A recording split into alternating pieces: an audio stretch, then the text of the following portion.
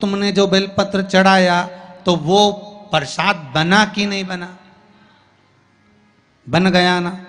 अब प्रसाद बन गया तो उस बेलपत्र को उठाकर लाकर खाना और खाकर अपनी औषधि के रूप में उसको स्वीकार करना।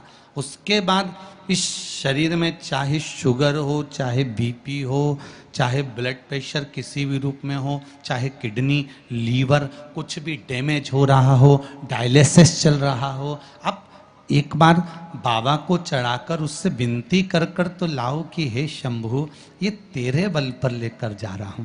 मैंने सुना है तुझ पर जो चढ़ता है वो प्रसाद बन जाता है, और ये त्रिगुणाकार बेलपत्र को मैं लेकर जा रहा हूं, मैं खाऊं और बाबा इतनी कृपा कर देना कि ये औषधि का काम कर दे और मेरी बीमारियां समाप्त कर दे। ये शिव से कहो।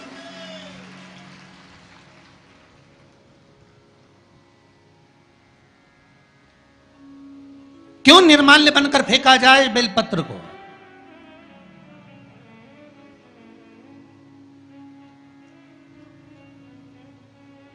इस बेलपत्र के मूल तत्व को जिस दिन जानोगे, बैसाखी शिवरात्रि शिव महापुराण की कथा चल रही है रतलाम के पावन प्रांगण में, और लाखों लाखों लोग कथा को श्रवण कर रहे हैं।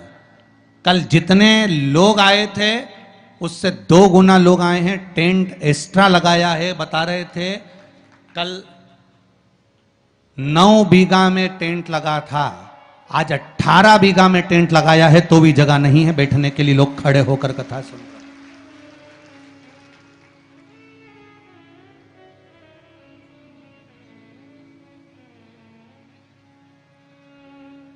और 18 बीघा के टेंट में भी जगह नहीं। पीछे पुरुष को आप एक निगाह अगर मार कर देखेंगे तो ढेरों में खड़े हैं, इधर देखो उधर देखो, जहां निगाह पहुंच जाए उधर देख लीजिए महाराज।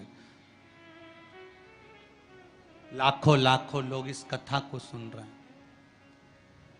एक नियम बना लो बैसाख महीने से कि शंकर भगवान पर जो बेलपत्र चढ़ी है वो औषधि का काम करती है। शिव पर चढ़ी हुई बेलपत्र मंदिर में क्यों छोड़ें? क्यों नदी में हम इसको विसर्जन करें? क्यों नदी में छोड़ें हम इसको?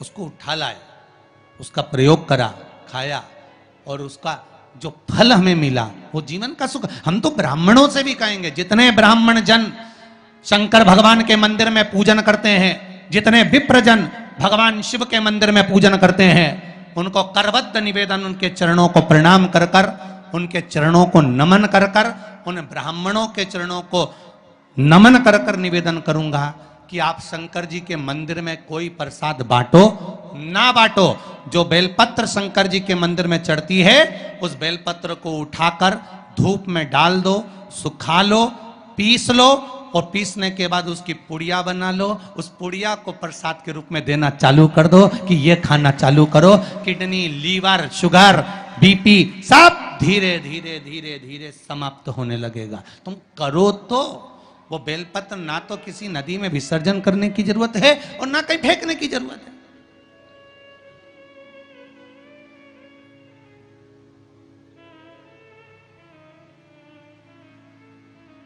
प्रतिदिन भगवान को तुलसी चढ़ाते हो ना? तो रोज भगवान को तुलसी उनके भोग में चढ़ाते हो, उनके सामने चढ़ाते हो, उनके सम्मुख में ठाकुर जी के तुलसी चढ़ाते हो। उठा लाए, प्रयोग में लो, क्यों उसको विसर्जन में डालते हो?